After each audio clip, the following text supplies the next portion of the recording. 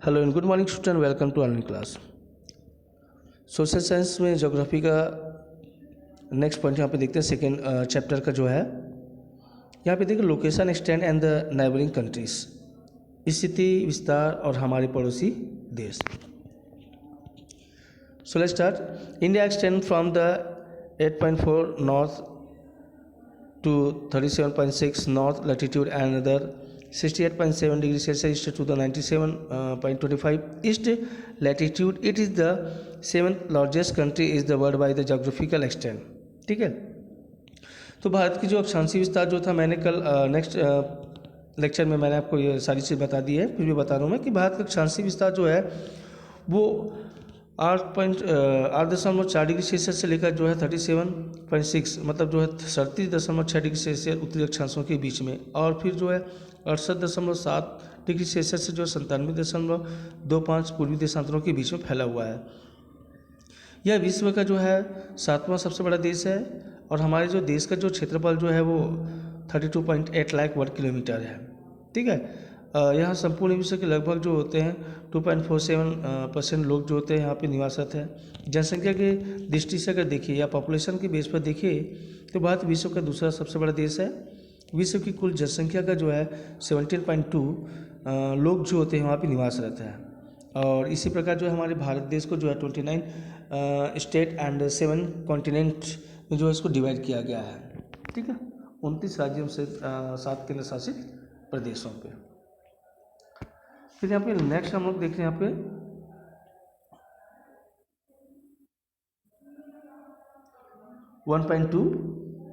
The cultural landscape. ठीक है, तो देखिए सांस्कृतिक परिदृश्य, लैंडस्केप परिदृश्य। Culture weaves the fabric of our lifestyle, ideas, food, music and dance, religious beliefs the philosophies, sculptures, arts, architectures, languages and literature। तो संस्कृति हमारे रहन सहन, सोच विचार, ठीक है, संस्कृति जो है हमारे रहन सहन, सोच विचार, पहनावा, खान पान, नृत्य संगीत, धार्मिक विश्वास, दर्शन, मूर्तिकला, चित्रकला, वास्तुकला, भाषा, साहित्यिक इत्यादि का मिला जुला रूप है। सभ्यता मनुष्य की भौतिक क्षेत्र की एक प्रगति का सूचक है। ठीक है, जबकि मानसिक क्षेत्र की प्रगति का द्योतक जो है आपका एक संस्कृति है। From Kashmir to Kanyakumari and Gujarat to Arunachal Pradesh, India is a unique and diverse country. This culture pluralism in our heritage.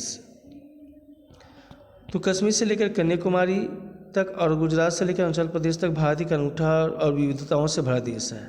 यह सांस्कृतिक विविधता ही हमारी विरासत है। The Indian constitution list 22 scheduled language, but India has the around the 1600 spoken languages. These languages are spoken in the different regions and by the different communities within the country।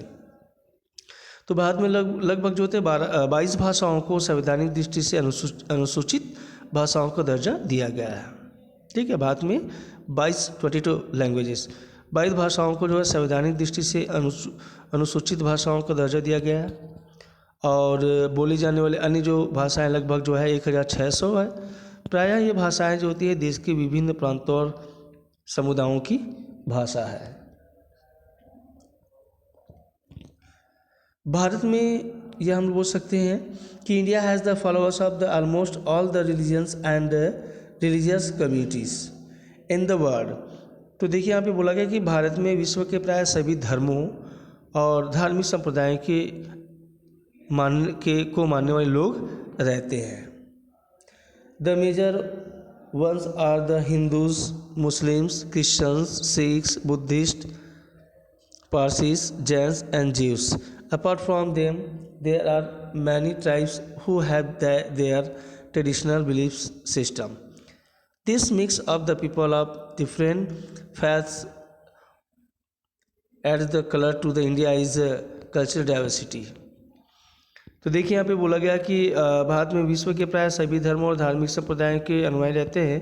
इनमें से प्रमुख रूप से जो है हिंदू, मुसलमान, ईसाई, सिख, बौद्ध, पारसी, जैन और यहूदी। ठीक है। इनके अलावा कई जो आदिवासी कबीले भी हैं जिनके अपने अपने पारंपरिक धर्म हैं। विभिन्न धर्मावलंबियों की उपस्थिति भारत की सांस्कृतिक विविधता को एक सतरंगी की तरह बना लेती है।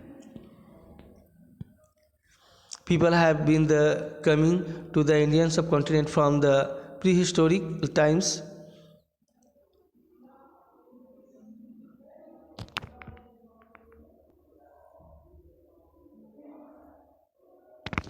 Okay, I repeat once again. People have been coming to the Indian subcontinent from prehistoric times. तो आदिकाल से जब मानव समुदाय भारतीय उपमहाद्वीप में पहुँचे और धीरे धीरे समस्त भारत में विकसित हुए, तब भारत की विस्तृत और विविध भौगोलिक परिस्थितियाँ और ऐतिहासिक घटनाक्रमों के कारण कृषक समूह जो था वो मैदानी क्षेत्रों पर जैसे जैसे फैलते गए, वैसे वैसे शिकार व पशुपालन पर आश्रित समुदाय दुर्गम पहाड़ी क्षेत्रों में जाकर बस गया। ठीक है। Draw by the geographical diversity and history, the peasants communities settle in the fertility plains to so farm the land. The hunting and pastoral communities migrated to the remote mountains regions. It is in these regions the most of the India is the scheduled tribes. Like there are the practically no tribal community living in the plains. The country has more than 600 scheduled tribes. They include the Gots, Bhils, Santhal, Orao, Saharias, Nagas, Miris, Nisis, etc. तो यहाँ पे बोला गया है कि परिस्थितियाँ और ऐतिहासिक घटनाक्रमों के कारण जो है कृषक समूह जो था मैदानी क्षेत्रों पर जैसे जैसे फैलते गए, वैसे वैसे उनका शिकार पशुपालन पर भी आश्रित समुदाय जो था वो दुर्गम पहाड़ी क्षेत्रों में जाकर बसने गए। इन्हीं दुर्गम क्षेत्रों में भारत के अधिकांश अनुसूचित जनजाति के लोग भी रहे। ठीक है। अधिकांश अनुसूचित जनजाति के लोग रहे, जिसमें से गोंड, भील, संथाल, उराव, सहरिया, नागा, मीरी, डाफला इत्यादि। ठीक है। अब यहाँ पे लगभग जो था 600 से भी अधिक विभिन्न जनजातीय समूह के लोग जो थे पश्चिम गुजरात और राजस्थान से लेकर पूर्व में बंगाल तक तथा पूर्वोत्तर राज्यों में रहते हैं। मैदानी इलाकों में इनकी उपस्थिति जो है एकदम नगण्य है, नहीं के बराबर है। India's cultures the diversities is the unparalleled in such the pluralistic environment. We should all learn to respect each other culture, no matter which faith, language or the community we belong to.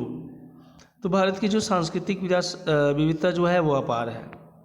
ज़रूरत यह है कि हम चाहे किसी भी धर्म या भाषा या समुदाय के हों, दूसरों की संस्कृति का बराबर सम्मान हमें करना चाहिए।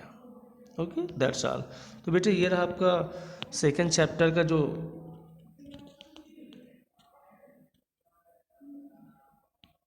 लेक्चर जो है आपका यहीं पे समाप्त होता है।